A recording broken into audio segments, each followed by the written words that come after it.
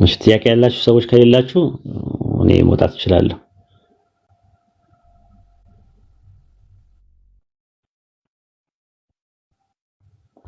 ገብታለች። ማይ ጥያቄ ካለች ጠይቂ። እሺ ኡስታዝ አለ። ስለ ህመማን እያወራች ነበረ። ማን የታመመ ውዴ? ማይሃው መታ። ሰላም ሰላም፣ እንዴት ነው ኡስታዝ? ይገርማል፣ በጠበጥከን እኮ ስራ ይፍረስ ምናምን ትላለች። አሁን ማይ ሰላም፣ እንዴት ናችሁ? እንዳላወራ አረከኝ እኮ። እንዴት ነህ?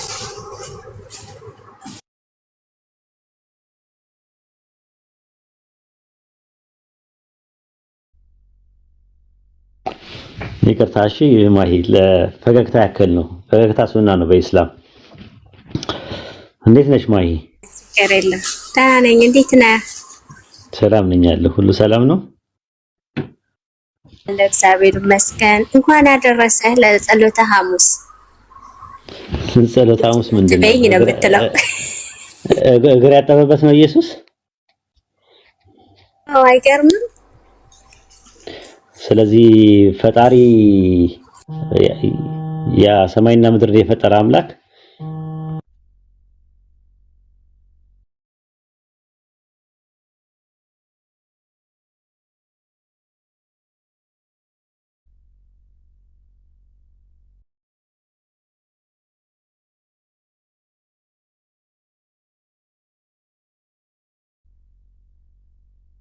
ምን የሚያስቅ ነገር እኮ የለውም። ምን ያስቃል?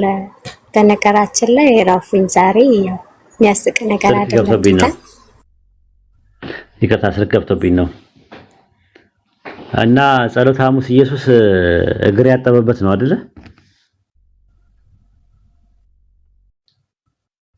ማይ አቤት፣ ምን አልከኝ? ኢየሱስ እግር ያጠበበት ነው አይደል? የሐዋርያትን እግር ያጠበበት ቀን ነው አይደል? አዎ እንደዛም ተብሎ ይታሰባል። አይሁዳውያን ደግሞ ምንድነው ፋሲካቸው ነው።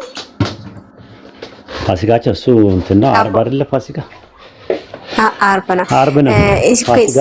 ጸሎተ ሐሙስ እንትን ይሄ የቂጣ በዓል ብቻ ምናምን አይደለ እንዴ?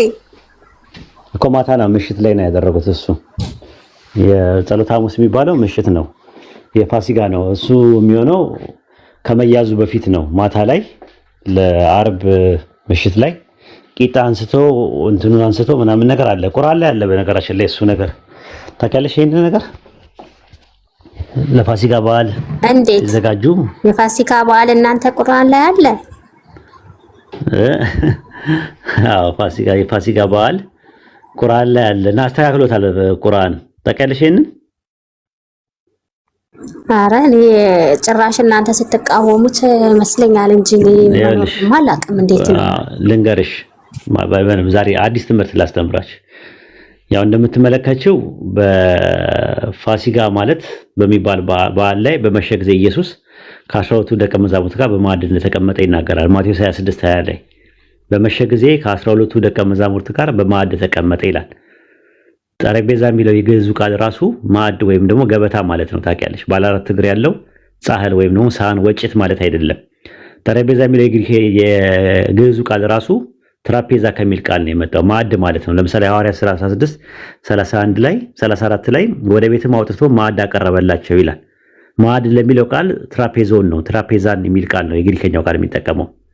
አሁን እንደዛ ከሆነ በእስልምና አለ ወይ ኮንሴፕቱ ሲባል፣ አዎ ማዕድ ማኢዳ የሚባል አለ። ሱረቱ ማኢዳ ሲባል አልሰማሽም? 5ኛው ምዕራፍ አዎ ሰምቻለሁ። አለ ማኢዳ ማዕድ የሚባል አለ። የማዕድ ምዕራፍ አለ።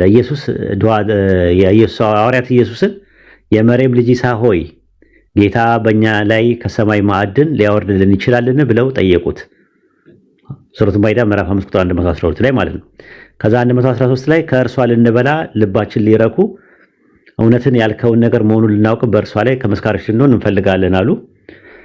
ከዛ የመርየም ልጅ ኢሳ ምን አለ? ዱዓ አደረገ ወደ አላህ። ቁጥር 113 ጌታችን ሆይ ለመጀመሪያና ለመጨረሻዎቹ በዓል የምትሆን ከአንተ ታምር የሆነ ማዕድ ከሰማይ በእኛ ላይ አውርዳ። ኢድ ይላል። ኢድ ማለት በዓል ነው። ፋሲካ የሚባል በዓል እያከበሩ ነው። ማዕድ ከሰማይ አውርድልን ብሎ ይላገር። ከዛ በኋላ አላህ ማዕድ አወረደላቸውና በሉ ነው የሚለው። በተረፈ ኢየሱስ ራሱ ስጋዬን የሚበላ ደሜን የሚጠጣ የዘላለም ሕይወት አለው፣ ከሰማይ የወረድኩ እንጀራ እኔ ነኝ፣ ስጋዬ ነው ይሄ ደሜ ነው ብሎ የሰጠው ነገር የለም። ከሰማይ ግን ምግብ የበዓሉ ቀን ወረደላቸው ብሎ የጌታ እራት የሚባለውን ትምህርታቸውን ቁርአኑ ያርመዋል። በዚህ መልኩ ማለት ነው። ይሄ ነው የሚያስተምረው። ኦኬ ስለዚህ አሁን ምንድን ነው ያልከው? ሱረት ማዕዳ ነው እሱ። ሱረት ማዕዳ ምዕራፍ 5 ላይ የጌታ እራት የሚባለው ኮንሴፕት የጌታ እራት የሚባለውን ኮንሴፕት የሚያርም ነው። ማዕዱ የወረደው ከሰማይ የበዓሉ ቀን ማዕድ አላህ አወረደና ከዛ በኋላ ለበዓሉ ማዕዱን ተካፍለው እንደበሉ ይናገራል ቁርአን። በተረፈ እሱ ኢየሱስ ይሄ እንጀራውን አንስቶ ይሄ ስጋዬ ነው፣ ጽዋውንም አንስቶ ይሄ ደሜ ነው ብሉ ጠጡ፣ ዮሐንስ ወንጌል 6:51 ላይ ከሰማይ የወረድኩ እንጀራ እኔ ነኝ፣ እንጀራም ለዓለም ሕይወት የምሰጠው ስጋዬ ነው የሚለው ነገር የለም። ከሰማይ የወረደው ኢየሱስ ሳይሆን ማዕድ ነው፣ ለኢየሱስም ለሐዋርያቶችም አላህ ያወረደው በማለት የጌታ እራት ወይም ቅዱስ ቁርባን የሚባለውን ትምህርት በዚህ መልኩ ያርመዋል ቁርአን ማለት ነው። አሚና እንደዛ መኖሩን አላውቅም ነበረ። እናንተ እኮ ተቃርባችኋል። ተቀራርበናል። የተበላሸውን ነገር ነው የሚያስተካክለው ቁርአን። ሱረቱ ማኢዳ ምዕራፍ 5 ቁጥር 48 ላይ እንደዛ ነው። ይህ ቁርአን ምንድነው የሚለው? የበፊቱ መጽሐፍ የሚያረጋግጥና በላዩ ላይ ተጠባባቂ ነው ይላል። ሙሃይሚን ኮሬክተር ነው፣ ሱፐርቫይዘር ነው፣ የሚያርመው ነው ብሎ ነው የሚያስቀምጠው።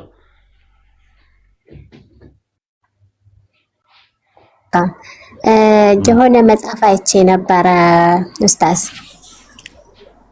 የኦንሊ ጂሰስ ትምህርት ነው እና ዋና መስራቻቸው የእምነታቸው ማለት ነው ቄስ ተክሎ ማርያም ነው ምናምን የሚባለው ሰውዬ ስለ ኢየሱስ የዕብራውያንን መልእክት ሲያብራራ ስለ ልጁ አምላክ እንደሆነ አስቀምጦታል። አይተኸዋል? እና እነሱ አሁን አምላክ አይደለም ያው አብ ነው አምላክ ብለው ስለሚያምኑ እዛ ጋር ግን አሁን ቄሱ መስራቹ የተባለው ሰውዬ ግን አምላክ ሆይ ዙፋን ከዘላለም እስከ ዘላለም የሚለው የዕብራውያን 7 እና 8 ላይ ያለችዋን አንቀጽ እዛ ጋር ግን አምላክ አድርጎ አስቀምጦታል።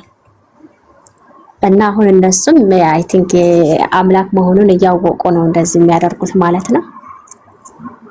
አይደለም፣ እንደዛ አይደለም። መጀመሪያ ግሪኩ አምላክ ያንተ ዙፋን ነው ብሎ ነው ያስቀመጠው። ስለ ልጁ ግን አምላክ ያንተ ዙፋን ነው፣ አምላክ ማለት አብ ያንተ ዙፋን ነው እያለ ነው የሚያወራው ግሪኩና ዕብራይስጡ።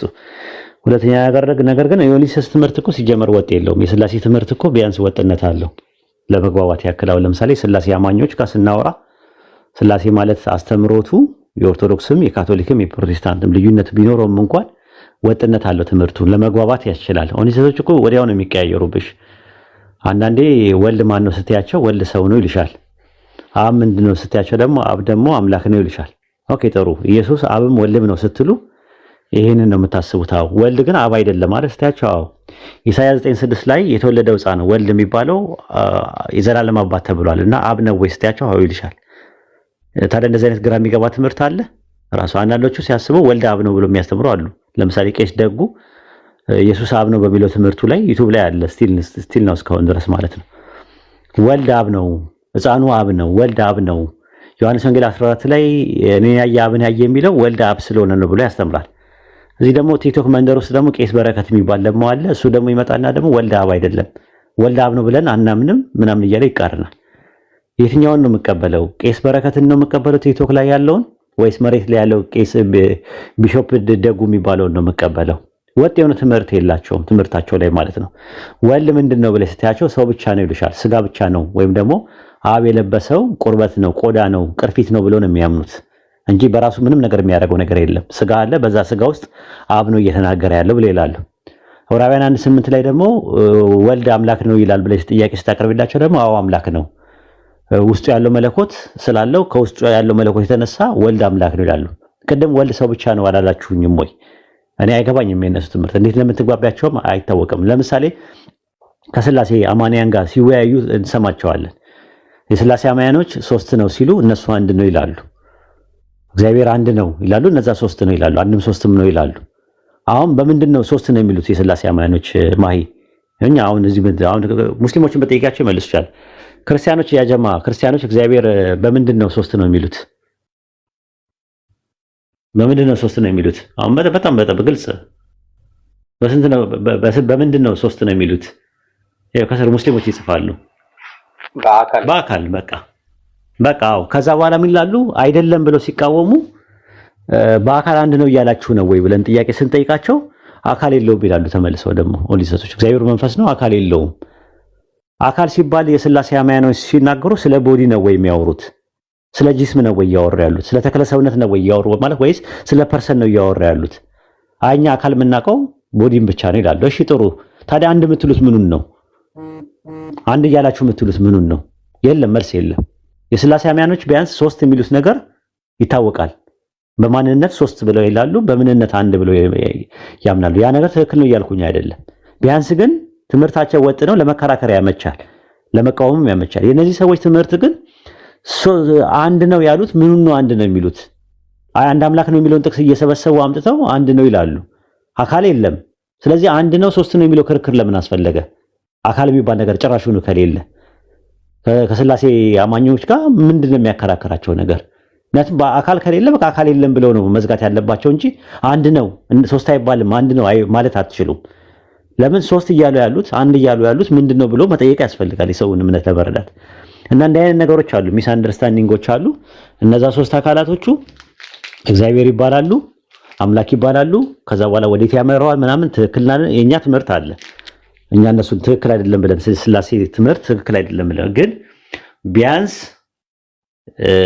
ይሄ ነገር እንትን አይደለም፣ ወጥ የሆነ ትምህርት የላቸውም እና ለመግባባት አትችይም። ራሱ ወላ አምላክ ነው ብሎ ይላሉ ሲከራከሩ ስትይዛቸው። አይ መጀመሪያ ስትይዛቸው እኛ ጋር ሲመጡ ደግሞ ወላ አምላክ አይደለም ስጋ ብቻ ነው ሰው ብቻ ነው፣ ነገር ግን ኢየሱስ ሰውም አምላክም ነው ብለው እኛ ጋር የሚመጡት። ሥላሴ አማንያን ጋር ሲሄዱ ቱታ ነው የሚሉትስ ምንድን ነው ኡስታዝ? ያልገባኝ ማለት ነው። ቱታው ነው ምናምን ይላሉ። ልብስ ነው ቄስ ደጉ ነው መሰለኝ የለበሰው ቱታ አድርጎ ለብሶ እግዚአብሔር የበቀልን ልብስ ለበሰ ይላል። ኢሳይያስ 59 ላይ የበቀልን ልብስ ለበሰ ይላል አይደል? ታዲያ ቱታ ወይኔ ጌታ ሆይ ከምን ጋር የበቀልን ልብስ ለበሰ የሚለው ስጋን ነው። ስለዚህ ስጋውን ስለለበሰው ስጋውን እንደ ቱታ አደረገውና እንደ ልብስ አድርጎ መጣ። ወልድ ማለት በአብ ማንነት ላይ የተለጠፈ ቱታ ነው ብሎ ያስተማረው እሱ ነው። ከዛ በኋላ ነው ቱታ የሚለው ነገር ያው ለትረባ ነገር ያው እንደዚህ አይነት ብሽሽቅ ውስጥ አለመግባት ጥሩ ነው። በትክክል የሚያምኑበት ነገር ትክክል እንዳልሆኑ መነገር አለበት። ምክንያቱም ኦንሊሰሶች ውስጥ አማኞች አብዛኛውን ትሁት ናቸው፣ ስርዓት አላቸው፣ በጣም ግብረ ገብ ያላቸው ናቸው፣ በቅድስና ውስጥ በጣም የሚኖሩ ሰዎች ናቸው። ጥሩ ነገሮች አሏቸው፣ ኳሊቲ አይሳደቡም አብዛኛዎቹ። እሱ ነገሮችን አደንቅላችኋለሁ። ግን ትምህርታቸው ወጥነት የለውም፣ ለክርክር አያመችም፣ መልስ ለመስጠትም አያመችም ራሱ ማለት ነው። እዚህ ቲክቶክ ላይ ያሉት ዝም ብሎ ውር የሚሉት ዝም ብሎ ነው። ጥያቄ ሲጠየቁ የሚንጨረጨሩትና የሚንተከተኩት እርርና ምርር የሚሉት ያው እንትኑ ጥያቄው ከበድ ስለሚል ነው። እዚህ አካባቢ እኛ አካባቢ አይመጡም። የሚመጡት ኦርቶዶክስ ጋር ፕሮቴስታንት ጋር ምናምን ቤት ውስጥ ነው የሚመጡት። ለምንድን ነው? እኔ እኮ ማታ ራሱ እያየሁኝ እኮ አይመጡም እዚህ አካባቢ። ግን ለምንድን ነው ብዙ ጊዜ አላይም? ከበድ ያለ ነው እንዴ እዚህ እንትን ነው። ዝም ብሎ ሰው እኮ በአቅሙ ነው እንትን የሚለው በአቅሙ ነው እንትን የሚለው። አዘርባይጃንና አርሜኒያ ሲዋጉ ወደ ሌላ ይሄዳሉ ሲዋጉ፣ እነሱ እዛ እንዳቅሚቲ ነው።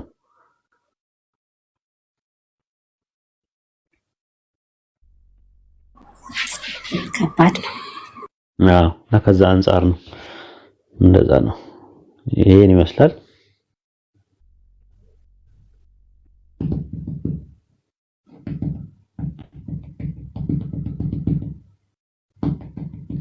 ጃቢርና ግባ እስቲ ጃቢርን አስገቡት። መከርክልን ጃቢርን ምን መክራለሁ? ጥያቄውን መልሽ እንጂ የእሱን ጥያቄ የጃቢርን ጥያቄ መልሽ። ጥያቄውን ይቀይርልን ቢያንስ እንኳን ከዓመት እንኳን አንዳንድ ነገር ይሻሻላል። ምንም መጀመሪያ ኧረ በጣም እንደውም ጭራሹን ጨማምሮበታል። ራሱ ወደ 20 ነገር ፖይንቶች ምናምን ጨማምሮበታል። እና አንቺ በድሮ ነው የምታውቂው፣ አሁን ጨማምሮበታል ማለት ነው።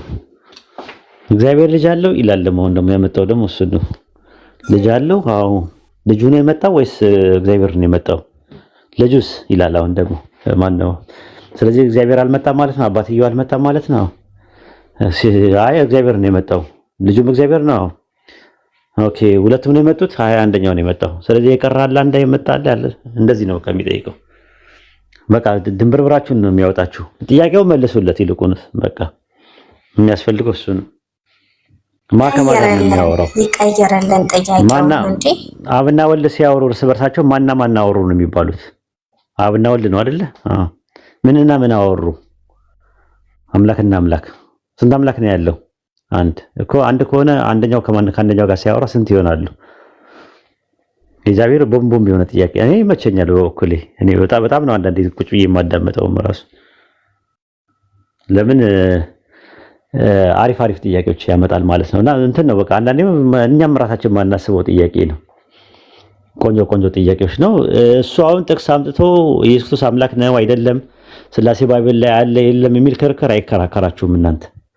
ከፈለጋችሁ ባይብልም ላይ አድርጉት ምንም ላይ አድርጉት፣ ብቻ ግን ያንን ትምህርታችሁ ትክክል እንዳልሆነ በሚጠይቀው ጥያቄ እንትን ይላል ማለት ነው። አንቺ አሁን ኢየሱስ ክርስቶስ አምላክ ነው ብለሽ ታምኛለሽ አይደለ? አሁን ላይ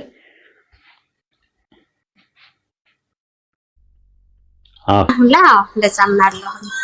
ኦኬ የእግዚአብሔር አባት አለው በመጽሐፍ ቅዱስ? እግዚአብሔር ልጅ አለው ወይ? አባት የለውም። እግዚአብሔር ሲጀመር ልጅም የለውም አባትም የለውም። ግን ኢየሱስ እግዚአብሔር ልጅ አይደለም? ልጅ አለው፣ የባህሪ ልጅ አለው። እግዚአብሔር የባህሪ ልጅ አለው የለውም? አለው። የባህሪ ልጁ ወልድ ማለት ነው። ወልድ ማለት እግዚአብሔር የባህሪ አባት አለው? እንደሱ የሚባል የለም። ካለው ወይስ የለውም ነው? እግዚአብሔር የባህሪ አባት አለው ወይስ የለውም? የለውም። ስለዚህ ኢየሱስ እግዚአብሔር አይደለም ማለት ነው። እግዚአብሔር ቀጥል ቀጥል። ይሄንን ያዝና ቀጥል።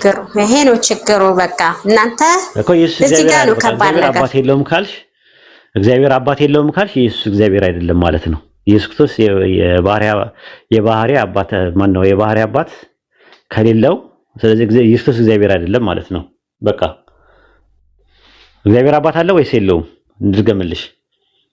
ኦኬ አባትማ የለውም ያልተባለ ነገር አልልህም። የለውም ግን ልጅ አለው፣ የባህሪ ልጅ አለው። ገባኝ። እግዚአብሔር ልጅ እንጂ ያለው አባት የለውም ራሱ ማለት ነው። ስለዚህ ያ ልጁ ደግሞ አምላክ ነው። ገባኝ። እግዚአብሔር ልጅ እግዚአብሔር ነው። ስለዚህ እግዚአብሔር አባት ከሌለው ኢየሱስ እግዚአብሔር አይደለም ማለት ነው። እንዴት የእግዚአብሔር ልጅ እግዚአብሔር ነው እያልኩ? ኦኬ እግዚአብሔር ልጅ እግዚአብሔር ከሆነ እግዚአብሔር አባት አለው ወይ? አባት የለውም። ምንድነው በአባት በቅድመ ያዛችሁ እንዴ? እግዚአብሔር አባት ከሌለው ኢየሱስ ግን አባት አለው። ኢየሱስ አባት አለው፣ እግዚአብሔር ግን አባት የለውም። ስለዚህ ኢየሱስ እግዚአብሔር አይደለም ማለት ነው። እኮ ያው ታውቃለህ መቼም ወይድዬ፣ ይሄ እኮ ያ እንትን ነው ምንድነው የመለኮት አሰራር ነው። እኛ የምንፈላሰፍበት የምናውቅበት ነገር የለንም። ከዛ ሲቀጥል ደግሞ ልጁ ተብሏል። ልጁ ደግሞ ኢየሱስ ነው። ስለዚህ የባህሪ ልጅ ነው፣ እግዚአብሔር ነው እሱ ራሱ። ልጁ ከቀድሞ ጀምሮ አብሮት የነበረው ነው። ምክንያቱም ዮሐንስ ወንጌል ላይ ዓለም ሳይፈጠር በነበረኝ ክብር እንኳን ይላል። ዓለም ሳይፈጠር እንግዲህ እግዚአብሔር በሱ ዘንድ ነበረ። ማን? ወልድ። እንደዛ አይልም። ዮሐንስ ወንጌል 17:5 ላይ ዓለም ሳይፈጠር በነበረኝ ክብር ነው የሚለው። ክብር የነበረኝ ክብር ነው እንጂ የሚለው የነበርኩ እኮ ዓለም ሳይፈጠር ክብር ነው የሚለው። ዓለም ሳይፈጠር በፊትማ አንቺም ተመርጠሻል እኮ፣ ያንቺ ምርጫ ነበር። ኤፌሶን 1:4 ላይ ዓለም ሳይፈጠር በፊት መረጠን ይላል። ያ ማለት ዓለም ሳይፈጠር በፊት አንቺ ነበርሽ ማለት አይደለም። አንቺ የመረጠበት ምርጫ ነበረ ማለት እንጂ አንቺ ነበርሽ ማለት እንዳልሆነ ሁሉ ዮሐንስ ወንጌል 17:5 ላይም ዓለም ሳይፈጠር በፊት በአንተ ዘንድ በነበረኝ ክብር አክብሬ ማለት እግዚአብሔር ኢየሱስን የሚያከብርበትን ክብር ዓለም ሳይፈጠር በፊት በመለኮታዊ ቅዱስ ታቅዶት ነበር ማለት እንጂ ኢየሱስ ክርስቶስ ዓለም ሳይፈጠር በፊት ነበር የሚለውን ነገር አያሳይም። ዮሐንስ ወንጌል 17:5 ላይ ሐዋርያት ሥራ 3:13 ላይም የአብርሃም የይስሐቅ የያዕቆብ አምላክ ባሪያውን ኢየሱስን አከበረው ይላል። ይሄ ያከበረበት ክብር ዓለም ሳይፈጠር ዘመን ሳይቆጠር በፊት ነበረ ነው፣ ክብሩ ነበረ ነው እንጂ እሱ ነበረ አይልም። ያንን ነው የሚያመለክተው። አሁን እሱ አይደለም ነጥባችን። እግዚአብሔር አባት የለውም ካልሽ እሺ የኢየሱስ አባት ማን ነው?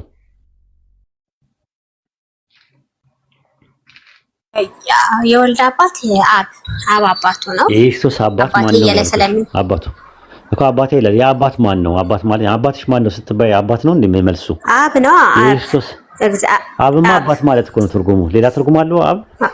ኦኬ ትርጉሙ ለካ አባት ማለት ነው። እግዚአብሔር ነው የምንለው? ኖ who is the father of ጂሰስ ክራይስት የኢየሱስ አባት ማን ነው ስልሽ ዘፋዘር ብለሽ ነው የምትመልሺው? የኢየሱስ አባት ማን ነው ስልሽ አባት ብለሽ ነው እኮ። ማን ነው የአባት ማን ነው? እግዚአብሔር ነው የምንለው ነው። እንዴት ነው? ስለዚህ እግዚአብሔር ነው የኢየሱስ አባት እግዚአብሔር ነው። ብዙ ቦታ ላይ አለ የኢየሱስ አባት እግዚአብሔር እያለ ብዙ ቦታ ላይ እናገር። የኢየሱስ አባት እግዚአብሔር ከሆነ ኢየሱስ አባቱን ነው የራሱ አባት ነው። ኦኬ የራሱ አባት ነው ወይ? እግዚአብሔር ነው ካልሽ የራሱ አባትም ነው ወይ? ኢየሱስ እግዚአብሔር ነው ወይስ እግዚአብሔር ልጅ ነው በመጽሐፍ ቅዱስ ላይ? እግዚአብሔር ነው ካልኩ እኮ አሁን ችግር እኮ ነው። እንዴት ነው? አባት በሚለው ነው እኛ ብንይዘው አባት በሚለው ነው የምንናገረው። አለቀ እንዴ? አባት ማን ነው? አባቱ ማን ነው? ራሱ ልጁ እኮ የእግዚአብሔር ልጅ ከተባለ የሚለው አያያዝ ዘርፍ አባቱ እግዚአብሔር መሆኑን ነው የሚያሳየው። አባቱ እግዚአብሔር ከሆነ ኢየሱስ እግዚአብሔር ከሆነ እንደው ሊሰስት ነው የሚሆነው። ኢየሱስ አብም ወልድም ነው ወደሚለው ትምህርት ነው የሚሄደው። ስለዚህ አንድ ምርጫ ነው ያህዌ በቃ አባባት እግዚአብሔር አለቀ እንዴ? ከተቀመጠልኝ ውጭ ይልካት እሱማ ነው እኮ ያህዌ ነው። በቃ አብም ወልድም ነው ማለት ነው ኢየሱስ። አብ ያህዌ ነው ወልድ ደግሞ ኢየሱስ እንዳታነካካኝ እኮ ያህዌ አይደለማ በሉ። ያህዌ አይደለም ወይ በይና ኢየሱስ የያህዌ ልጅ ነው ብለሽ ኢየሱስ ልጅ ነው ያህዌ ደግሞ አባት ነው። አሁን ልጅየውን አወቅ ነው ኢየሱስ ነው አለን። ግን አባትየው ማን ነው? አብ የምትሉት ማን ነው? ራሱ አብ ማለት ግብር ነው። ወልድ ማለት ግብርን ለሚያሳየው የግብር ስም ነው። ወልድ ማለት ስሙ የተጸውዖ ስሙ ኢየሱስ ነው ካልሽ የአብ ደግሞ የተጸውዖ ስሙ መጠሪያ ስሙ ማን ነው? ራሱ አብ የሚለው ነገር የግብር ስም ነው። የአብ የሚባለው ማን ነው? ማን ነው ነው የኛ ጥያቄያችን። እግዚአብሔር ነው ካላችሁ በቃ ኢየሱስ ክርስቶስ እግዚአብሔር አይደለም ማለት ነው። ምክንያቱም አብ ስላልሆነ በቃ እግዚአብሔር ነው የሚሆነው። እንዴ ታዲያ ምን ከዛ ውጭ ምን እንመልስ እንችላለን? ስለዚህ ኢየሱስ አብ ካልሆነ ኢየሱስ አብ ካልሆነ አብ እግዚአብሔር ከሆነ ኢየሱስ እግዚአብሔር አይደለም ማለት ነው። ስላሴ አማኝ ነን። እንደዛ የሚባል ነገር የለም። አብ ወልድ መንፈስ ቅዱስ አንድ አምላክ ብለን የምናምን ነን እኮ። ይሁን አንድ አምላክ እኮ አይደለም እኮ። ግን አባትየው ማን ነው? አባትየው ማን ነው? በቃ አባትየው አብ ተብሎ የተጠራው ነው። አብ ተብሎ የተጠራው ወይ ጉድ! እሰይ ሄደ በቃ። አሁን ትክክል ነገር አልተናገረም። ለዛ ነው ያስወጣው። አይ ማሂ ውጣ ውረድ እኮ በዛብሽ ማሂ። ምንድነው ይሄ ሁሉ ግን ውጣ ውረድ ማሂ? አንድ ነገር መስለታ ነው ላነብልሽ፣ አንድ ነገር ላነብልሽ ሮጠሽ ወጣሽ። እስኪ አምላክ ያላችሁን ስላልሰማችሁ አለይኩም ወራህመቱላሂ ወበረካቱ። ወአለይኩም ሰላም ወራህመቱላሂ ወበረካቱ። ድምጽ ታፍኗል። አንዴ አሁን አሪፍ ነው። ኡስታዝ ወጥ ደህና ነው። አንዴ ማስታወቂያ ስራ እንዴ አፎን አብሽር እንትና መጽሐፍ አውጥቶ ነበር አዲስ መጽሐፍ እና አብዱል ጀሊል ሻሪ ካሳ ወንድማችን የታሪክ መጽሐፍ እና ይሄን መጽሐፍ የምትፈልጉ 712 ሰው አለ እና ብትገዙኝ ሁላችሁም ደስ ይለኛል። 712 ሰው አለ። ይሄ መጽሐፍ አብዱል ጀሊል ሻሪ ካሳ ማለት ይሄ ነው። ይሄ ሰው እና ይሄን መጽሐፍ የምትፈልጉ እንዲሁም ሌሎች መጽሐፎች ከምትፈልጉ ካላችሁ የንጽጽር መጽሐፍ ዋጋው ስንት ነው? ዋጋ 1000 ብር ነው። 1000 ብር 1000 ብር 1000 ብር ትልቅ መጽሐፍ ነው። አያችሁት? በቃ እኔ መጀመሪያ ገዛሃለሁኝ። ለኔ አንድ ያዝልኝ። እሺ ይኸው ተይዞልሃል። በቃ አስቀምጥልኝ፣ በሳይድ አስቀምጥልኝ። አለና ይሄ መጽሐፍ ብዙ አዲስ መጽሐፍ ነው። ሲያስተዋውቁ አይታችሁታልና ቆንጆ እስልምና በኢትዮጵያ ከቅድመ ክርስቶስ እስከ ዛሬ የሚል መጽሐፍ ነው እና አድራሻ አንዋር መስጂድ እንዲሁም ክፍለ ሀገርም ይላካል፣ ውጭ ሀገርም ይላካል። አውሮፓ፣ አሜሪካ የትም ቦታ ይላካል። ዱባይ ይላካል። ለጃቢር አንድ ስጠው። እሺ 2 ኡስታዝ እናስልክልህ እንዴ? ኡስታዝ ይደርስካል? ለኡስታዝ ልካለህ ታውቃለህ? እስኪ አለው መሰለኝ ጸሐፊው ጊፍት ሰጥቶታል መሰለኝ። ይሄ ጸሐፊው ለኡስታዝ ወሂድ እና ዱባይ ልካለሁ። እሺ ዱባይ ይላካል፣ ሳውዲ አረቢያ፣ ጅዳ፣ ሪያድ ሰጥቶኛል። እኔ ደግሞ ልገዛልህ ነበረ ኡስታዝ። ጀዛከላ ኸይራን ጀዛ በንያ አላህ አጅርን ይክፈል አለኝ። ሰጥቶኛል። ያንን መጽሐፍ ደግሞ ገዝቼዋለሁኝ፣ ትናንትና ገዝቼዋለሁኝ። ኢንሻአላህ በዚህ 2 ሳምንት ውስጥ ይደርስካል። ታስታውሳለህ? ያሳ ልክልሃለሁ። እኔም ረስቼዋለሁ ራሱ። አብሽር ኢንሻአላህ። እስኪ ይሄንን ነገር የስላሴ ሳቤ ክል ይወጣ ነው በቅርብ ቀን። ኦርደር አድርጉ እንጂ ምንድነው የስላሴ ሳቤ? አብዱ ዝም አልክ እኮ። የሚታተም ኦርደር ያደርጉ ሳያልቅ ይወጣል። የዛሬ 10 ቀን ይወጣል። ማዳና መዳን ግዙ፣ መጽሐፍቶቹን ግዙት። አብዱን ሌላ የስላሴ ሳቤም አለ የወሂድ የኡስታዝ ወሂድ። ከዛ ደግሞ የወንድማችን ሳላህ ደግሞ አዲስ ያወጣው አለ። ይሄ ከአርሹ በላይ የሚል መጽሐፍ ደግሞ ይሄ 2 ዓመት ገበያ ላይ አልነበረም። እብኑ ሙነወርን ታውቁታላችሁ። የእሱ መጽሐፍ ነው። በጣም አሪፍ መጽሐፍ ነው። ይሄ መጽሐፍ አለ። እንዲሁም ተያያዥ ሌሎች መጽሐፎችም አሉ፣ ሌሎች እስላማዊ መጽሐፎች እና የትም ቦታ ይላካል። ከኢትዮጵያ ውጪ ያላችሁ የትም ሀገር አውሮፓም፣ አሜሪካም፣ ሳውዲ አረቢያም ይላካል፣ ዱባይም ይላካል። አናግሩኝ። በየው ላይ ስልክ ቁጥር ያለ በዛ በዋትሳፕ በቴሌግራም እንዲሁም ኢንቦክስ አድርጉልኝ። በቲክቶክ ላይ ኢንቦክስ ማድረግ ትችላላችሁ። ድሬዳዋም ይላካል። የትም ቦታ ነው የሚላከው። የማይላክበት ሀገር የለም። እሺ ሳውዝ አፍሪካም ይላካል። አንዴ ስልክ ቁጥር ላሳያችሁ።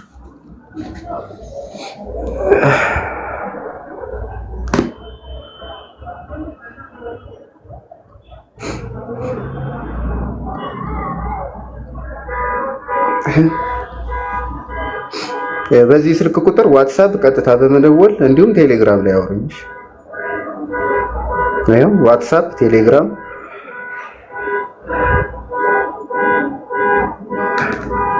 ቀጥሉ። ትምህርታችሁን ቀጥሉ። በቃ ቴንኪው፣ አመሰግናለሁ። አግዙትና አበረታቱት። ጎበዝ ልጅ ነው። ኢንሻአላህ እንትን በሉት ማለት ነው። ጃቢር አለ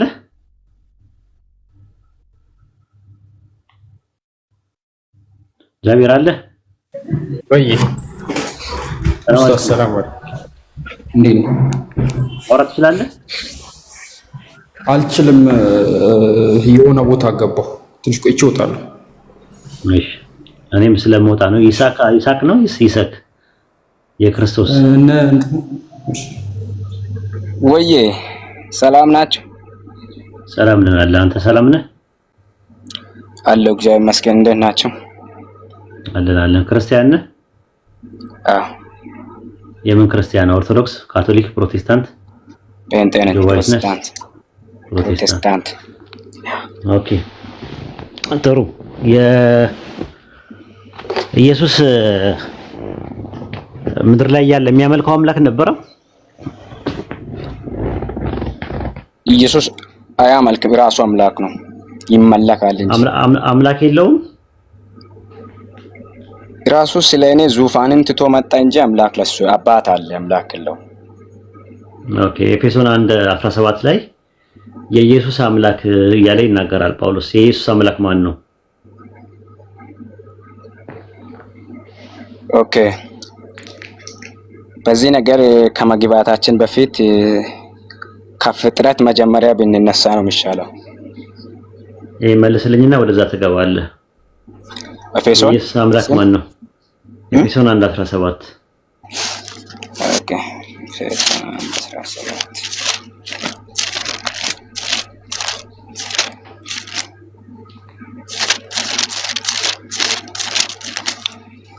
1:17 እሺ አንብበው እስቲ ምን ይላል? ጌታችን ኢየሱስ ክርስቶስ አምላክ እርሱን ማወቅ። ጮክ በል። ጴጥሮስ ስለ ኤፌሶን ሰዎች ሲናገር ኢየሱስን እንደ አምላክ እየገለጸ እንጂ ለኢየሱስ ሌላ አምላክ አለ እያለ አይደለም። ስማይኔ ለአንብቤ ለኤፌሶን የሚጽፍላቸው ማን ነው? ይህንን የጻፈላቸው ማን ነው? ጳውሎስ ስለ ኢየሱስ ሲመሰክር ጴጥሮስ ኢየሱስን እንደ አምላክ እየገለጸ እንጂ ለኢየሱስ ሌላ አምላክ አለ እያለ አይደለም። የኢየሱስ አምላክ የሚለው ማንን ነው? ኢየሱስ አምላክ መሆኑን እየገለጠላችሁ እኮ ነው ለኤፌሶን ሰዎች። የኢየሱስ አምላክ ነው የሚለው ኢየሱስ አምላክ ነው የሚለው ጥቅሱ ላይ እየሰማይና ምዕራፍ 1:17 ላይ ሲናገር እሺ 1:17 የክብር አባት የጌታችን የኢየሱስ ክርስቶስ አምላክ እርሱን በማወቅ የጥበብንና የመገለጥን የጌታችን የኢየሱስ አምላክ ነው የሚለው የሚል ነገር አለ። የማን ነው? የማን አምላክ ነው የሚለው የምትለውን ያዝና የማን አምላክ ነው የሚለው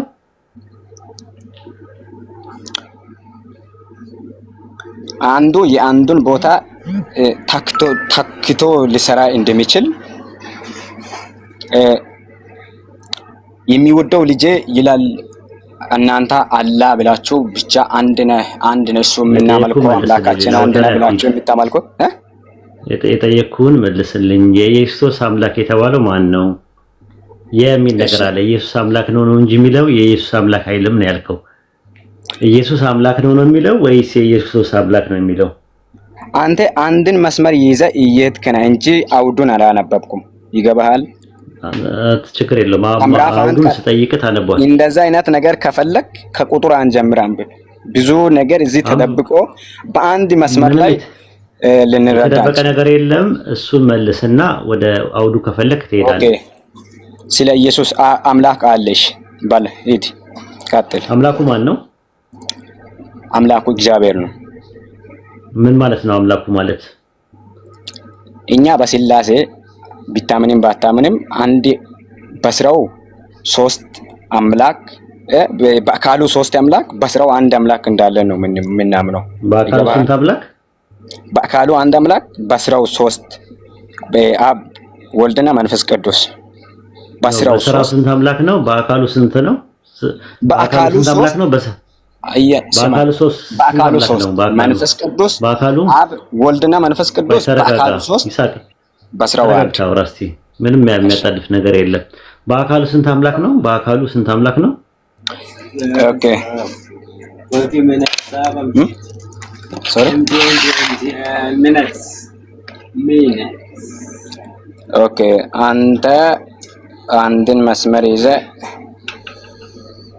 በጣም እየተከና ኖ አታስወጣ። አላፈጣም እውቀት ስለበዛ ትንሽ እንትን ይላል። ለምሳሌ አይል ያየ የመዳናችንና የይሁዳ መንገድ ነው። ስለ ሃይማኖት አይደለም እያወራን ያለ ነው። አይሚት አድርገህ ተቀመጥ። በቃ ችግር የለውም። በቃ እንግዳ አሁን ለዛሬ እንግዳ አሁን መወያየት አይጠበቅም። አናግራኝ እንጂ ለምን እየሄድክ ነው?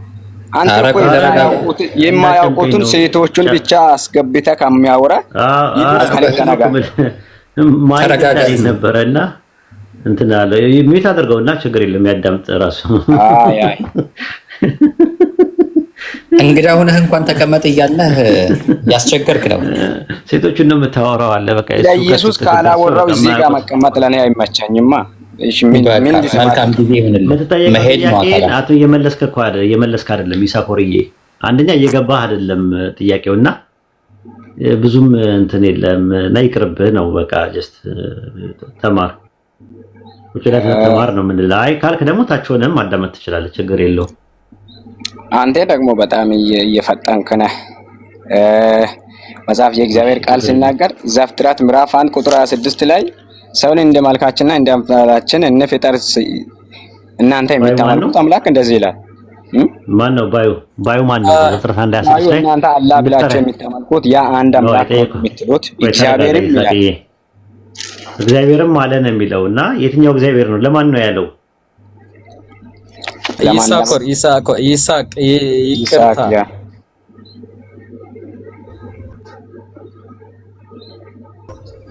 ይስሐቅ በደንብ የምትጠቀምበት ነው። ዝም ብለህ አድምጥ ትንሽ አይቶ በቃ ሰን ልጁ እንዲያወራ አስገብታችሁ ደግሞ ዝም ብለህ ተቀመጥ ማለት ምንድን ነው? አይ እንትን አይደለም። ያው ሰው በሰውነቱ ይከበራል። ግን ይሳቅ በደንብ ተጠቀምበት ቤት ነው። ስለዚህ ተረጋግተህ ጠይቅ፣ ተረጋግተህ ይመልስልሃል። ምንድነው ያንተ ቅር ያለ? ና ዝም ብለህ ተቀመጥ ስሎ እኮ ነው። ዝም ብዬ አይደለማ ያለኝን እውነትና አይ እሱ ማለት እኮ ማውረድ እኮ ይችላሉ፣ ግን አንተን ለመጥቀም ችግር የለውም እስክትረዳ ድረስ ተረጋግተህ ተቀመጥ ነው። ስለዚህ አንተ መጠየቅ የምትፈልገው በግልጽ ጠይቅ። እኔ እኮ ጠይቀዋለሁ። ኡስታዝ ዋሂድ ጥሩ አስተማሪ ነው። ቅን በሆነ ልቦና ጠይቀው። የሚነግርህ ደግሞ በቅንነት ተቀበለው። እውነት ከሆነ ተቀበለው። ምንም ከየትም የምጣ እውነት ተቀበላት። እውነት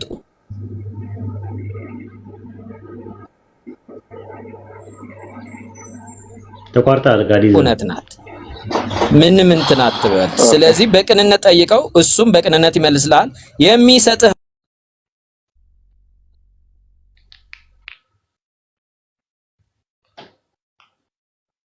አሁን ቀጥል።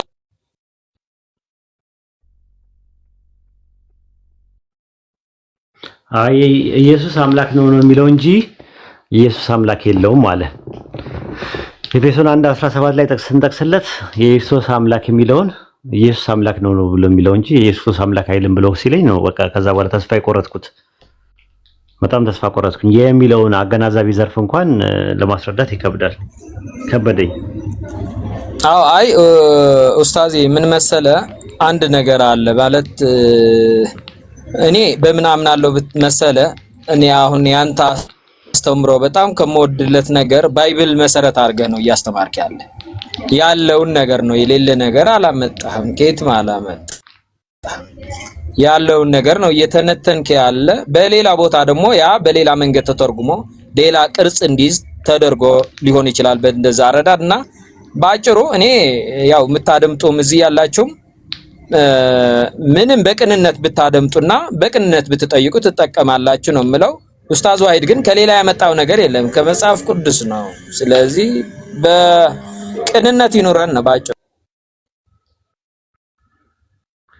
ኦኬ ቴንክ ዩ ጋዲዝም። ኦኬ ሌላ ክርስቲያን ካለ አስገቡና እንትን በሉ። እኔም ልውጣ። ሐሰን ትቆያለህ? እኔ ቆያለኝ ኡስታዝ። እንትወጣ ነው እናንተ ቀጥሉ። አሁን ይልጣ። ጀዛከላሁ ኸይረ ጀዛ። አላህ ይጠብቅህ ወያኩሙላ። አላህ እድሜን አርዝሞ እኛን የምንጠቀም እንዲሁም ትውልድ የሚጠቀም ያድርግህ ኢንሻአላህ። አሚን አሚን አሚን። ፓስተራችን ጀዛከላሁ ኸይረን ጀዛ። እናመሰግናለን ኡስታዝ ዋሂድ፣ አመሰግናለሁ። ፓስተር ስል ደግሞ ግራ እንዳይገባቸው ያው ትርጉሙን ነገራቸው። ፓስተር ማለት ፓስተራችን ነው። ፓስተር ሐሰን ነው። ዛህራም ፓስተራችን ናት፣ የሴት ፓስተር ናት።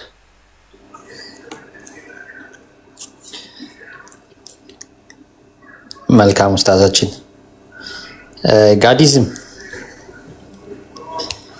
ቤት እስኪ እስካሁን በተወራው ነገር ላይ የታዘብከውን ነገር ጠቅለል አድርገህ አንድ ነገር በለን እስኪ።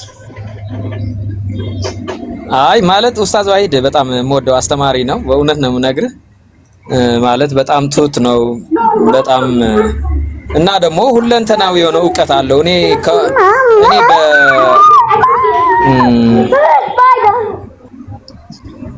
እስላማዊ ዳዕዋ ከሚያደርጉ ሰዎች ውስጥ አንዱ በጣም ከምወደው ዶክተር ዛኪር ነውና ያው እኔ ኡስታዝ ዋሂድ ደግሞ የኢትዮጵያ ዶክተር ዛኪር ነው የምለው። የኢትዮጵያ ዶክተር ዛኪር ነው ኡስታዝ ዋሂድ። በጣም ሁለንተናዊ የሆነ ዕውቀት አለው። ሆሊስቲክ ነው ማለት የሆነ በአንድ ነገር ላይ የታጠረ ሰው አይደለም። ስለዚህ ከሱ ብዙ ነገር መማር እንዳለብኝ ወስጃለሁ። ይሄ ነው። ሁለተኛ ደግሞ መጽሐፍ ቅዱስን መሰረት አድርጎ ነው እያወራ ያለ እየተናገረ ያለ። ስለዚህ መጽሐፍ ቅዱስ ደግሞ ምንም አንድ የሌለ ነገር ልታስቀምጥለት አትችልም። ያለ ከሆነ ደግሞ መቀበል አስፈላጊ ነው ብዬ ነው የማምነው። ይሄ ነው የተራ ካለኔ ራሴና አፎን ነው ማዘጋት። እሺ ቀጥል። እሺ ያው እስከማናታላ አሁንም እያወራሽ ነው። ጥጋብ ነው አሁን አለ። አሁን ቆማሉ ድምጽ አለ ግን አይ ችግር የለም። አብሽርሽ ቀጥልሽ። እሺ ሻዲያ ማዘ የፈለኩት እኔ ነኝ። ኦኬ ጥያቄ ካለ ጥያቄን አቅርብና አንዳንድ ማወቅ የምትፈልገው ካልሆነ ግን እኔ ጥያቄ ጠይቃለሁ። እንዴት ወደዚህ ነገር ላይ አነሳሰ ተርኒንግ ፖይንት ምንድነው የሚለውን ጠይቃለሁ። ካልሆነ ግን መጀመሪያ ጥያቄ ጠይቅ።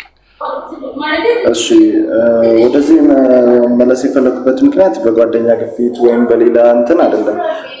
የድሬዳዋ ተወላጅ ነኝ። ኑሮዬም ውሎዬም ጓደኞቼም ቤተሰቦቼም እንዳለ እስልምና ላይ ነው ያሉት።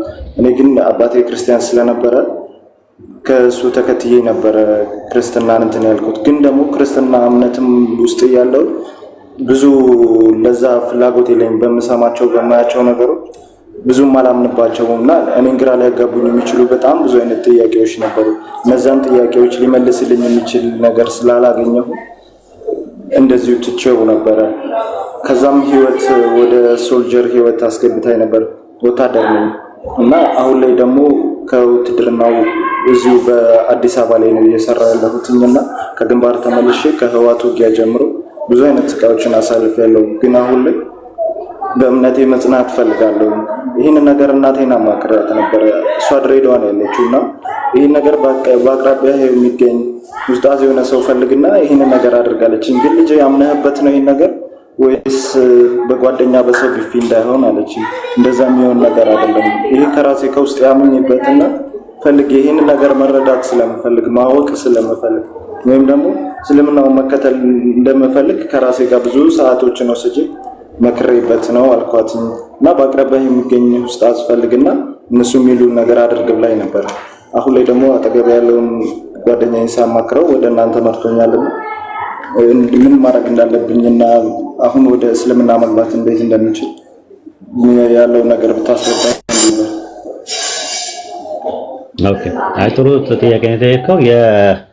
እኛ ዋናው ነገር በአንድ ሰው ወደ ዲኑል ኢስላም ለመግባት ከፈለገ የሚያደርገው ነገር ምንድነው? ላኢላሃ ኢለላህ የሚለውን ቃል ይላል ማለት ነው። ላኢላሃ ኢለላህ ማለት ምን ማለት ነው ስንል ላኢላሃ ስንል በሐቅ የሚመለክ አምላክ የለም ካለም በኋላ ኢለላህ ስትል ደግሞ ከአላህ በስተቀር ማለት ነው። ከአላህ በስተቀር በሐቅ የሚመለክ አምላክ የለም። የአምልኮ ሐቅ የሚገባው አንድ አምላክ ብቻ ነው። ሰማይና ምድርን በመካከላቸው ያለውን የፈጠረ የዓለማቱ ጌታ አላህ ብቻ ነው አምልኮ የሚገባው። እሱ አንድ አላህ፣ ከእርሱ በስተቀር ሌላ አምላክ የለም።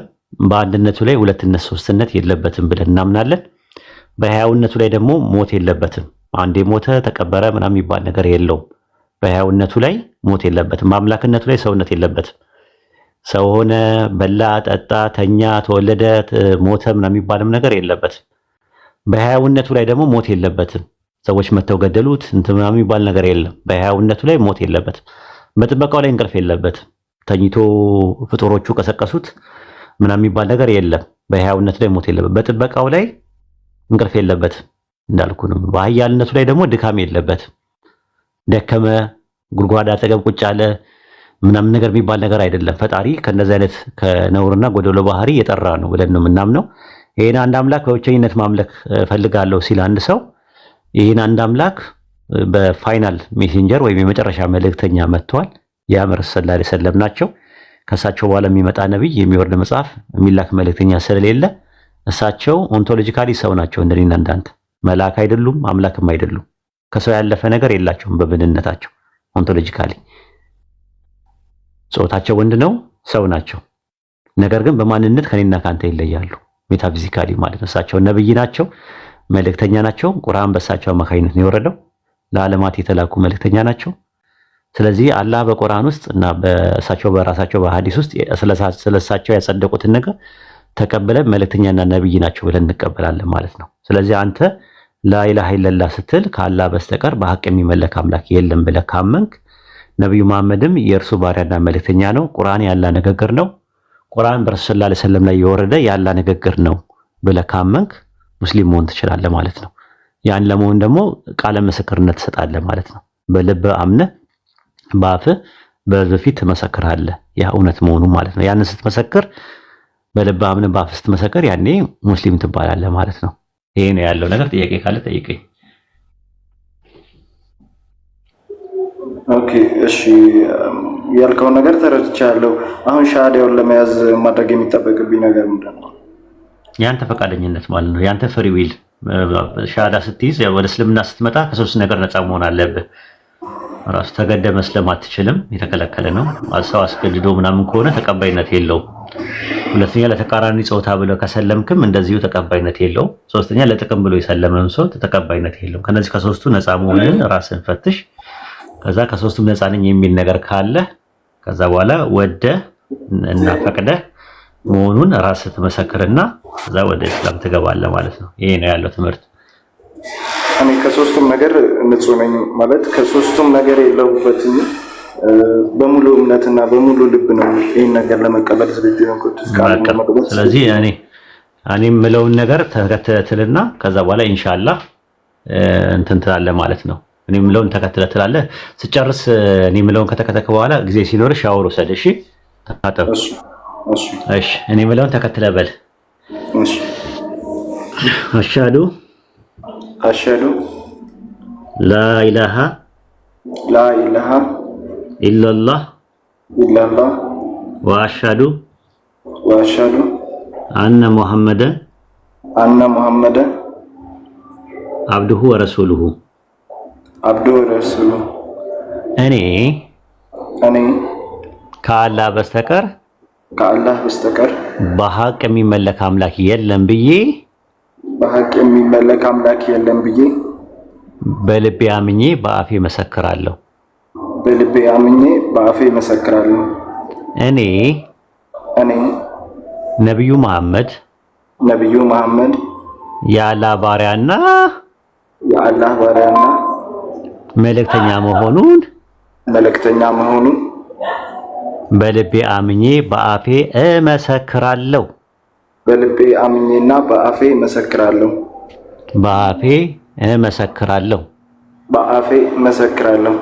ማሻአላህ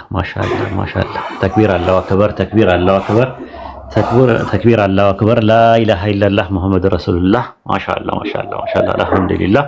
እንግዲህ ከዛሬ ጀምሮ ሙስሊም ወንድማችን ሆነሃል። ላ ኢላሃ ኢላላህ በሚለውን ሻሃደተይን በማለት ወደ ዲኑ እስላም ገብተሃል ማለት ነው። ከዛሬ ጀምሮ ሙስሊም ነህ። ይሄን አንድ አምላክ ከኛ ጋር በብቸኝነት እንድታመልክ እንፈልጋለን። ጀነት ሰፊ ነው። እኛም ስስታሞች አይደለንም። ያለንን ተካፍለን እንብላ ነው ያልነው።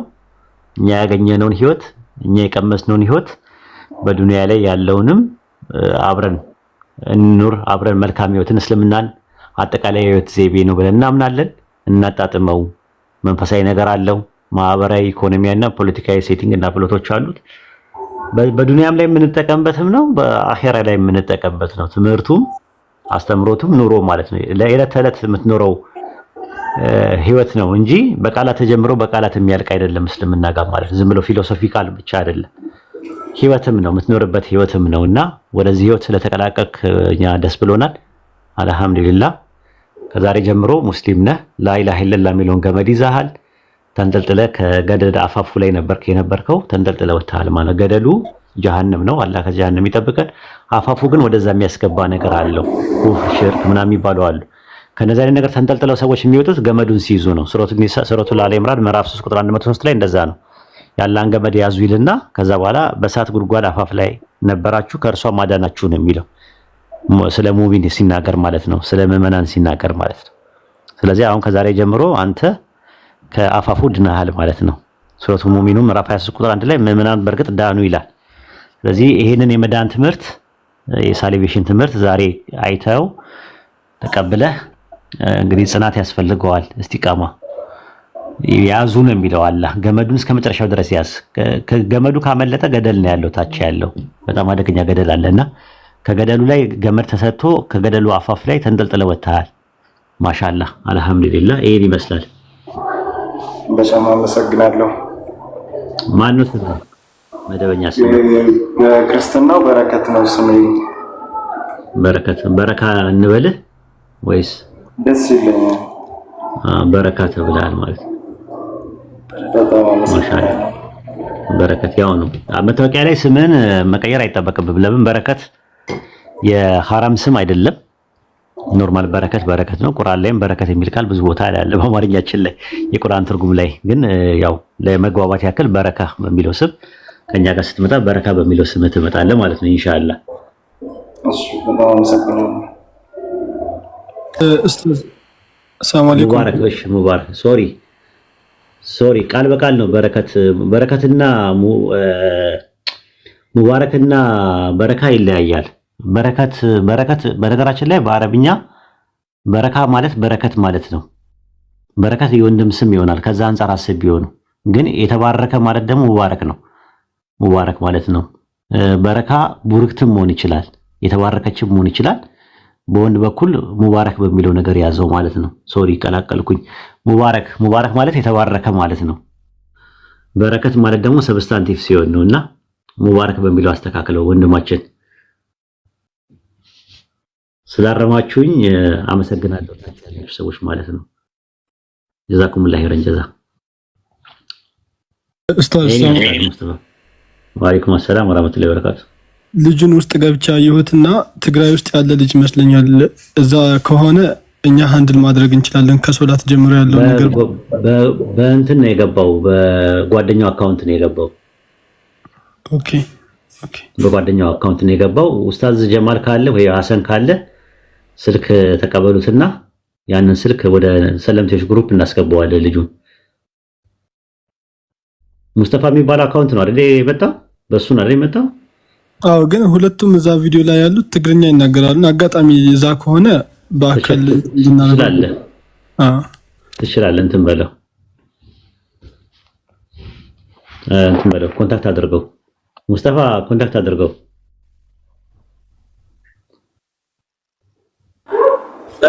በነገራችን ላይ በረካ ቢባለው ስም ለሴት መሆን ይችላል ከፈለገም እኮ። ምክንያቱም ታመር ቡጣ የሚባሉ ነገሮች ሲመጡ ሙአነስ ስለሚሆኑ ብቻ ሴት ናቸው ብለን አንልም። ራሱ ብዙ ስሞች አሉ ራሱ በታመር ቡጣ የሚያልቁ ማለት ነው። የሙአነስ ሆነው ግን የወንድ ስም የሆኑ ስሞች አሉ እና ከዛ አንፃር ነው። ግን ለእንትኑ አብዛኛውን አብላጫውን እንትን አኽላስ የሚለው ስም ታውቃላችሁ አይደለ? የልጅ ስም ነውና አኽላስ የሚለው ስም ለሴቶችም ሲጠቀሙበት አይቻለሁ። ወንድ ብቻ አይደለም ሲጠቀሙበት ልታዩ ትችላላችሁ። እና እንደ እንትን ነው እንደ ፕሪንሲፕል ሆኖ የተቀመጠ ነገር አይደለም። ግን አብዛኛው ምሁራኖች ደግሞ ከተስማሙበት ምንም ችግር የለውም እንትን ማለት ነው። አብዛኛው ኢትዮጵያ ውስጥ በረካ የሴት ስም ከሆነ ችግር የለውም። ይሉ ከኔ ከቋንቋ አንፃር ነው ነገሮችን ማየው። እሺ ቀጥሉ።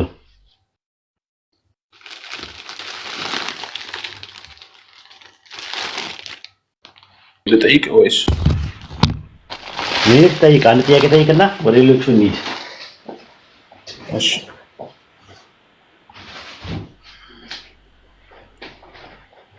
እሺ ጥያቄ ምንድነው? አላህ ፍጹምና ምንም የማይጎድለው ከሆነ ለምንድን ነው ሰዎችን ሊያመልኩኝ ብሎ የፈጠራቸው የሚለውን ነው። ይሄን እንድትመልስልኝ ነው እኮ። ከሙሉነት ጋር አምልኮ የሚቀበል ከሆነ አላህ ከፍጡራኖች ምንም የተብቃቃ ከሆነ ምንም የማይፈልግ ከሆነ ለምንድን ነው አምልኮን ከሰዎች ከፍጥረቱ የሚፈልገው ነው ጥያቄው? አዎ ምክንያቱም ሚኒሊክ አሁን መተደን 100 ብር ብሰጠኝ ያ 100 ብሩ እኔ ጋር አለ እያልኩ ያለውን ነገር አልገባኝም። ለምሳሌ አንተ 100 ብር አለ ለኔ መታውን እንካ ስጦታ አድርጌ ልስጥ ብለህ ብትለኝና ብትሰጠኝ የሰጠኝ ብር አንተ ከመስጠት በፊት እኔ ጋር አለ የለም ማለት ነው። የጎደለኝን ነገር እየሞላልኝ ነው አይደለ? 100 ብር ብትሰጠኝ ወይ 1000 ብር ብትሰጠኝ።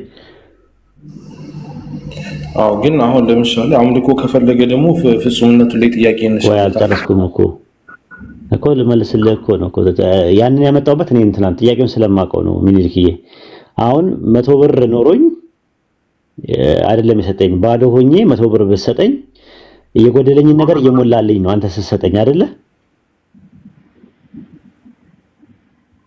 የጎደለኝ በምሳሌ ቁርአኑ ላይ ባለው ነገር እንመማር አይሻልም? ኡስታዝ ወይ እኮ ልሰጥህ እኮ ነው እኮ ላስረዳህ እኮ ነው። አልፈለከውም መልሱ ወይስ ምንድነው? ዝግትግት አደረከው? ምን ነው? አዎ ምናምን ብለኸኝ ከዛ በኋላ ላስረዳህ እኮ ስለፈለኩኝ ነው። እሺ ፍላጎቱ ከሌለ ችግር የለም አላስገድድህም። ለሌላ ሰው እድሉን እንሰጣለሁ።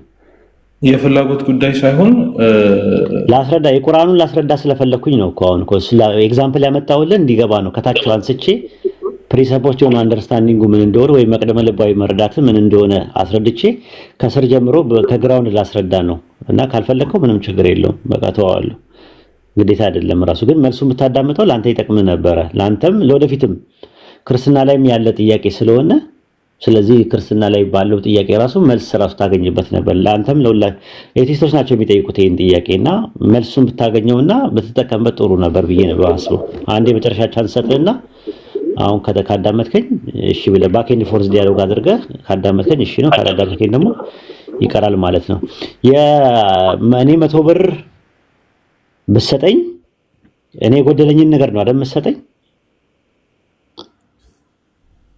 የጎደለኝን ነገር ነው መሰጠኝ አዎ ለምሳሌ ያ የሰጠኝ 100 ብር ነገር የለም አይደል 100 ብር ብሰጠኝ አሁን ለምሳሌ ማለት እንዴት ሊወሰን ይችላል ነው አሁን ለምሳሌ 100 ብር ሰጠኝ በቃ 100 ብር ሲሰጠኝ ሌላ 100 ብር ሊኖርኝ ይችላል ግን አንተ የሰጠኝ 100 ብር ነገር የለም አይደል ስለዚህ የጎደለኝን ነገር ነው የምትሰጠኝ አይደለ ስትሰጠኝ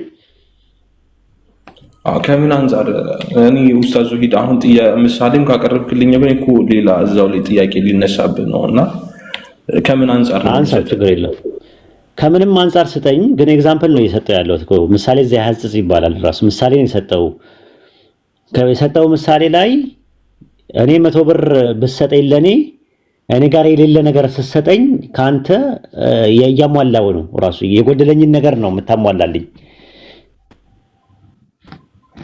እሺ ምንድነው ፖይንት ግን እኔ አልተረዳው እኮ ለመረዳት እኮ ከፍታ አይደለም ዝግትግት ያለ ነገር ነው በጣም ያስጠላ እንትን ነው አፕሮች በጣም እየደበረኝ ነው ማለት ለማውራት እንዳላወራ ያረጋል ለሶስተኛ ጊዜ ነው የተጠቀምኩት ለሶስተኛ ጊዜ ኤግዛምፕል ሰጠ ለመረዳት ዝግትግት አድርገህ ነው የምታወራው ምን ያገናኘዋል እንትን ይላል ምናምን ዝግትግት ካረከው ምንም ማድረግ አይችልም ተውስን ይዞ ይሄድ ሌላ ሰው አስገቡ እሺ ጥያቄን መረዳት አልፈልክም ማለት ጥያቄው በደንብ መልስ ልሰጥ ነበር ገብቷል ከቁርአን አንፃር አምልኮ አላህ አይፈልግም ኖርማሊ የማይፈልግበት ምክንያት እና ታዲያኛ ያመለክን ያለው ነው አምልኩኝ ያለበት ምክንያት በደንብ ከዚህ በፊት ማስተምር ያለው ያንን ነገር በደንብ ልሰጥ ነው የፈለኩት አንተ ግን ዘጋግተህ ዝግትግት ያለ ነገር ማለትም ለምንድን ነው እንትን እኔ እኮ ቁርአን ነው የጠየኩ ምናምን ሶስተኛ ጊዜ ቻንስ ሰጠው መጠቀም አልቻልክም ሌላ ሰው አስገቡ ችግር የለውም በቃ መመለስ እንትን ችግር የለውም ኡስታዝ እሺ አመሰግናለሁ ነው ጥያቄ ለመረዳት እንትን ነው ዝግትግት አድርገኸው ምን ደግሞ የቲስ ጥያቄ ነው የጠየከው ግን መልስ አለው ግን መልሱን አልፈለከውም ኤግዛምፕል ሰጥቼ ላስረዳ ስል አይ ለምንድን ነው ምን አገናኘው እንዴ ከለው አልገባኝም ምናምን ሳይሆን እንትን ባክ ኤንድ ፎርስ ዲያሎግ ብታረግ ታገኘዋለህ ራሱ ማለት ነውና አምልኮ ማለት በእኛ በእስላም አስተምሮት ያጀማ ያው ልጁ መረዳት ስላልፈለገ ነው እንጂ አምልኮ ማለት ምንድነው አላህ የሰጠንን ነገር መልሰን የምንሰጥበት ነገር ነው ሌላ ነገር አይደለም የጎደለው ነገር ሞልቶ የጎደለው ነገር ኖሮ የምንሰጠው አይደለም እኔ 100 ብር ሚኒሊክ ቢሰጠኝ ያ 100 ብሩ እኔ ጋር አይደለም ያለው ለአላህ ግን የምንሰጠው ነገር የነበረ ነገር ነው ለምሳሌ ከአምልኮ ነገር ውስጥ አንዱ ሰደቃ ነው ሰደቃ ስንሰጥ ከሰጠናችሁ ሲሳይ ምን በሉ ነው የሚለው አላህ ያ ጀማል ጻፉልኝ እስቲ ከሰጠናችሁ ሲሳይ ምን በሉ ይላል አላህ ሲናገር ከሰጠናችሁ ሲሳይ ምን በሉ ይላል ለግሱ አያችሁ የሰጠኝን ነገር ነው ተመልሼ የምሰጠው እንጂ አዲስ ነገር ለአላህ የሰጠውት ነገር የለም ሰላት ላይም በመሆንበት ሰዓት ላይ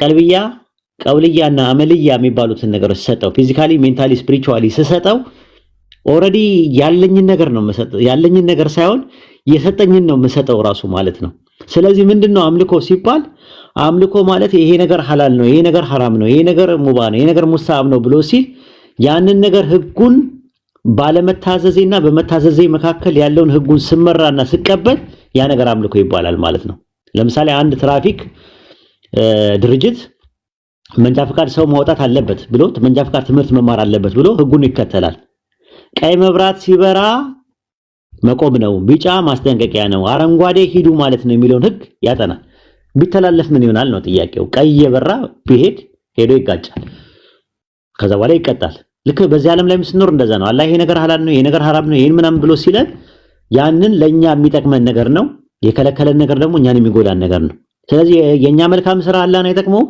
የኛ ስራ አላህን አይጎዳውም። ከዓለማት የተብቃቃ ነው። ስለዚህ አምልኩኝ ብሎ ሲል ያንን ነገር ህጉን ያወጣውን ነገር ስንታዘዘው አህካሞችን መታዘዝ ነው። ከዛ በኋላ ምንድነው ያለንን ነገር ነው የምንሰጠው። በመስጠታችን የምናቀርበው ብጻት ነው፣ የምናቀርበው ምስጋና ነው፣ የምናቀርበው ፍቅር ነው። ራሱ ፍቅራችንን የምንገልጽበት ነው። ከዛ በኋላ ኮሚኒኬሽን ነው፣ ኮንታክት እያደረግን ነው ያለው፣ ግንኙነት ነው ያለን ከሱ ጋር ዱዓ ስናደርግ፣ ሶላት ላይ ስንቆም ምናምን ነገር ማለት። ከዛ ደግሞ ኦቶሪቲ ሺፕ ነው፣ ራሱ ስልጣኑን መቀበል ነው። የሱ ህጉን ያወጣው ይሄ ነው፣ በህጉ መራለሁ ብለህ ስትል አምልኮ እያመለከው ነው ማለት ነው። በጣም የሚገርም ትምህርት ነው እስልምና ጋር ያለው ራሱ ማለት ነው። አምልኩኝ ማለት እኮ ነገርኩህ እኮ ለምን አምልኩኝ አለ ሲባል ይሄን ነው ትእዛዙን የማመጣውን ነገር ተገዙት፣ ታዘዙት። ይሄንን ነገር ያመጣውትን አካም ሐራም፣ መክሩ፣ ሙባህ፣ ሙስተሃብና ፈርድ የሚባሉ ነገሮችን ምን በሉ ፎሎ አድርጉት ነው፣ ተከተሉት፣ ያንን ነገር ተቀበሉት ነው። ባትቀበሉት ደግሞ ትቀጣላችሁ። ለምን ኮንሲኩዌንስ አለው። ሶሻል ሴቲንግ እና ፕሎቶች አሉት። ለምሳሌ ማለት ነው አትግደል ተብለ ብትገድል ሰው ነው የምትጎዳው።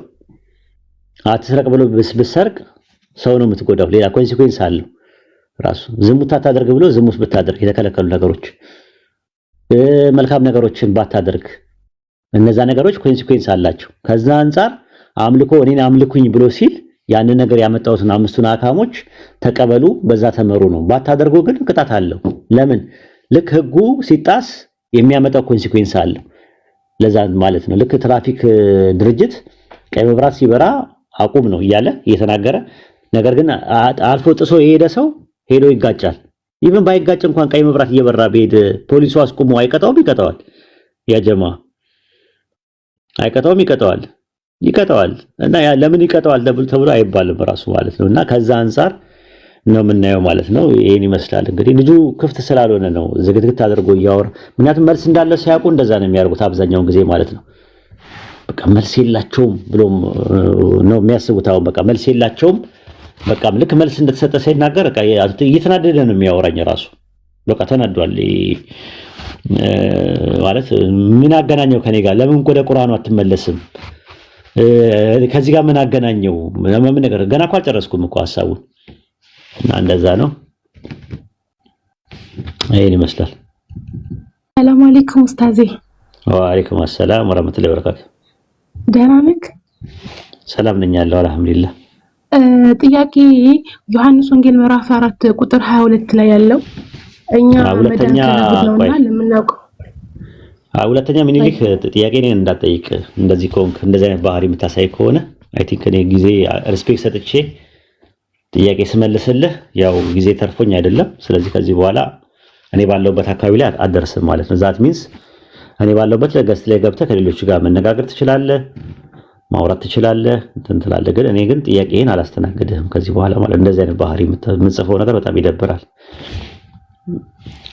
እሺ ቀጥይ።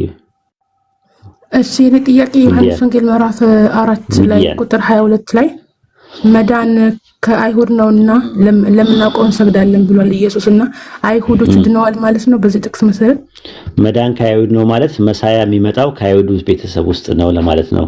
አይሁድ ማለት የይሁዳ ብዙ ቁጥር አይደለ? ስለዚህ ዘ ፕሮሚስድ መሳያ የሚባለው መሳያ ሲመጣ የሚመጣው ከይሁዳ ቤተሰብ ውስጥ ነው ለማለት ተፈልጎ ነው። የይሁዳ ቤተሰብ ውስጥ ነው ዘ ፕሮሚስድ መሳያ ያለው ማለት ነው። ታስታውሽ እንደሆነ መዝሙረ ዳዊት ምዕራፍ 118 ቁጥር 25 ላይ ያህዌ ወይ እባክህ አሁን አድን እያሉ ዱዓ ያደርጉ ነበር አይሁዶች ማለት ነው። ያህዌ ወይ ይላሉ። ስለዚህ የያህዌ ምህጻረ ቃል ደግሞ ያህ ነው ስሙ፣ ያሐሸም ማለት ነው ምህጻረ ቃል ነው። ከዛ ደግሞ ያሻ ማለት ደግሞ አዳነ ማለት ነው። ያሸዋ ማለት ያህዌ አዳኝ ነው ማለት ነው። የኢየሱስ ስም ያሸዋ ይባላል ማለት ነው። መዝሙረ ዳዊት ምዕራፍ 118 ቁጥር 26 ላይ በያህዌ ስም የሚመጣ ብሩክ ነው አሉ ይላል። ብሩክ ማን ነው የሚመጣው? መሲሁ ነው የሚመጣው። ስለዚህ ዮሐንስ ወንጌል ምዕራፍ 5 ቁጥር 43 ላይ እኔ በአባቴ ስም መጥቻለሁና ሲል ዮሐንስ ወንጌል ምዕራፍ 12 ቁጥር 13 ላይ ደግሞ ምን አሉ? የዘንባባ ዝንጣፊ ይዘው ሊቀበሉት ወጡና ሆሳና በአርያም ሆሳና በጌታ ስም የሚመጣው የእስራኤል ንጉሥ የተባረከ ነው እያሉ ይጮሁ ነበራል። ስለዚህ የሚመጣው ከዳዊት ቤተሰብ ውስጥ የሚመጣ ከይሁዳ ቤተሰብ ውስጥ የሚመጣ አለ ማለት ነው። አንድ መሲህ አለ። ለዛ ነው ማርቆስ 11:10 ላይ በጌታ ስም የምትመጣው የአባታችን የዳዊት መንግስት የተባረከች ናት። ሆሳና በአርያም ሆሳና ለዳዊት ልጅ እያሉ ከዳዊት ቤተሰብ ውስጥ የሚመጣ እንዳለ የሚናገሩ። ለዛ ነው ሐዋርያት ሥራ 5:31 ላይ ይህ አምላክ ለእስራኤል ንስሐና የኃጢአት ስርየት ይሰጥ ዘንድ ራስና መድኃኒት አድርጎ በቀኙ ከፍ ከፍ አደረገዋል። መድኃኒት አደረገው ኢየሱስን።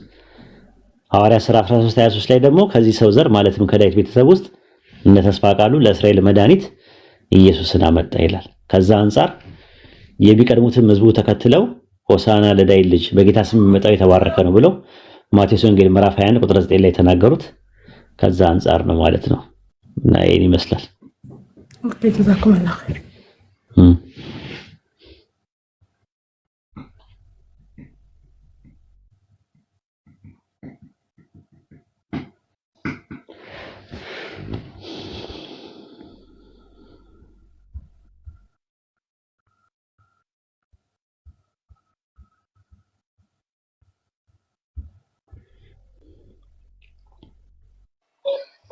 ሌላ ጥያቄ ያላችሁ እህትና ወንድሞች ካላችሁ መግባት ትችላላችሁ።